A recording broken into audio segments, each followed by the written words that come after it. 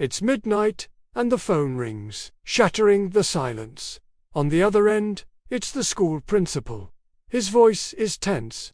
"Please, you need to come to the school immediately. It's about your son."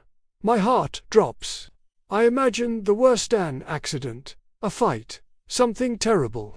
I throw on my clothes, my mind racing 1,000,000 miles an hour, and speed to the school. The building is dark and imposing, completely empty except for a single light on in the main office.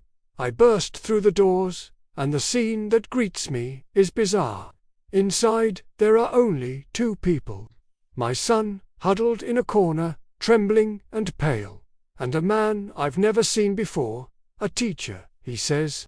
He looks calm, almost too calm.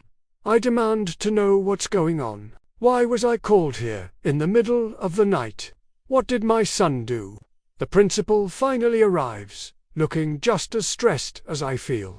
He explains, "We caught this teacher in the records office, accessing student files long after hours. Your son was with him." I stare at the teacher, confusion and anger boiling inside me. He just shrugs and says, "I was only trying to help him with some paperwork for a scholarship." The story sounds weak, but what else could it be? But then, the principal pulls up the security footage on his monitor. My blood runs cold. The video shows the teacher didn't just stay late, he snuck into the school hours earlier, using a copied key. He wasn't just browsing files, he was methodically pulling specific student records, including my son's, and trying to download them onto a hidden USB drive. It turns out, this man wasn't just a teacher. He was working for a criminal organization that steals children's identities for profit. They target schools, using inside help to get names, addresses, and social security numbers. My son wasn't in trouble.